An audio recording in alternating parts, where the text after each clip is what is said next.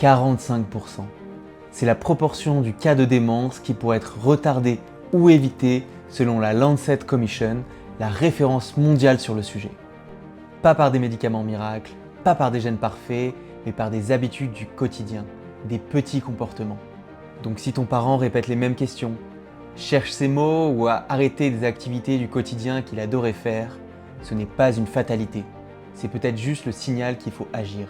Donc dans cette vidéo, je vais te donner les 6 leviers principaux pour ralentir le déclin cognitif et t'expliquer ce que tu peux faire concrètement, même à distance.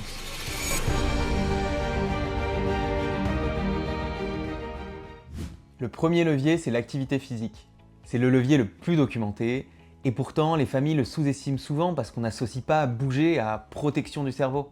Pourtant, l'exercice physique augmente le flux sanguin cérébral et ça stimule la production de BDNF, qui est une protéine qui favorise la survie et la croissance des neurones. Et en plus de ça, ça réduit l'inflammation chronique associée au déclin cognitif. Donc ce n'est pas grave si ton parent ne fait pas de sport au sens classique du terme. Ce qui est important, c'est la régularité plus que l'intensité. 30 minutes de marche 4 fois par semaine valent plus que 2 heures de marche une seule fois dans la semaine. Tu peux même demander au médecin traitant de ton parent de lui prescrire une activité physique régulière. C'est une prescription remboursée depuis 2017 et elle ouvre accès à des séances encadrées. Mais sinon l'idéal, ça reste une marche quotidienne, à heure fixe, 15 minutes après les repas par exemple. Le deuxième levier, c'est le sommeil. J'en ai longuement parlé dans une vidéo précédente, je t'invite à aller la voir, mais avec un angle plus global sur l'impact du sommeil sur le vieillissement. Ici, le lien avec le cognitif mérite d'être nommé spécifiquement. Parce que pendant le sommeil profond, le cerveau évacue des déchets métaboliques, dont les protéines bêta-amyloïdes qui peuvent favoriser l'apparition de maladies neurodégénératives comme Alzheimer. Et donc un sommeil fragmenté ou insuffisant laisse ces déchets s'accumuler.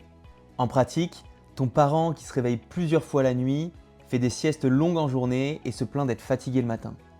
C'est parce que son cerveau ne se nettoie pas correctement la nuit. Et on ne parle pas ici juste de confort, on parle de mécanismes de protection du cerveau.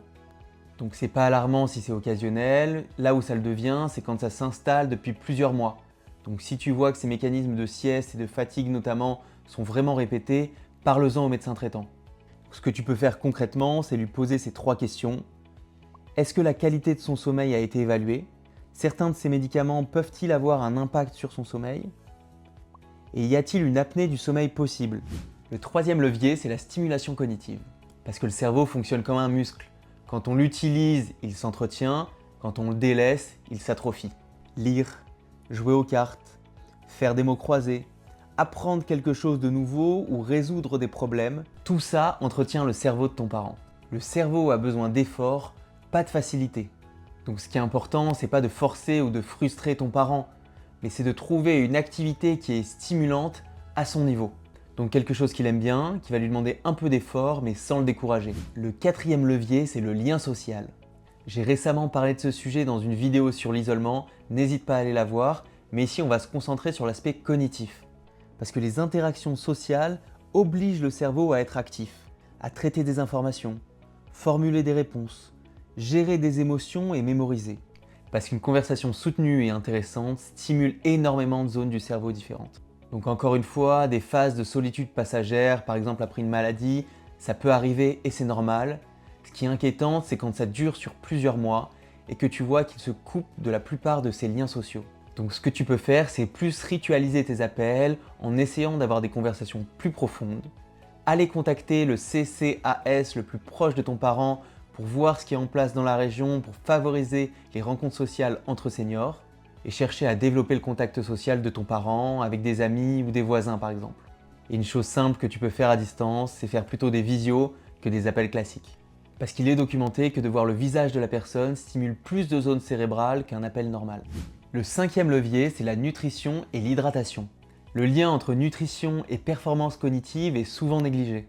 Tout d'abord à cause de la dénutrition, parce que les personnes âgées ont tendance à moins manger, je te l'ai expliqué dans une précédente vidéo, et donc ça a un impact bien sûr sur les nutriments que le cerveau reçoit. Parce qu'un cerveau sous-alimenté en protéines et en calories fonctionne moins bien. Et les familles qui traitent la dénutrition de leurs parents constatent parfois une amélioration cognitive notable, simplement parce que le cerveau reçoit enfin ce dont il a besoin. Et ensuite, il y a le sujet de l'hydratation.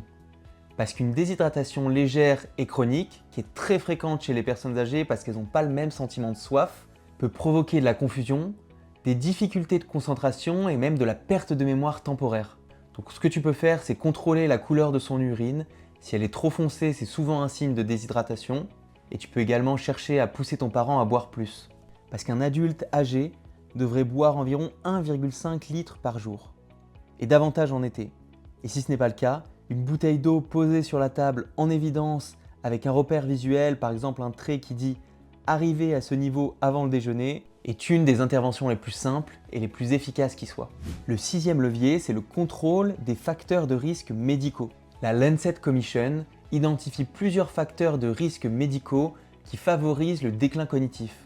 Par exemple, l'hypertension artérielle non traitée, la perte auditive non appareillée, la dépression non prise en charge et la polypharmacie.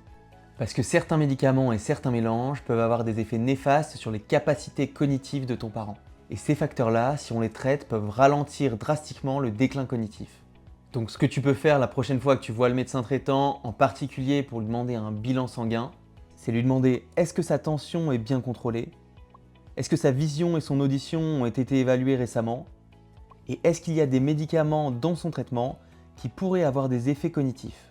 Ces 3 questions couvrent la plupart des facteurs médicaux actionnables. Donc en conclusion, on a vu 6 leviers actionnables pour limiter le déclin cognitif de ton parent.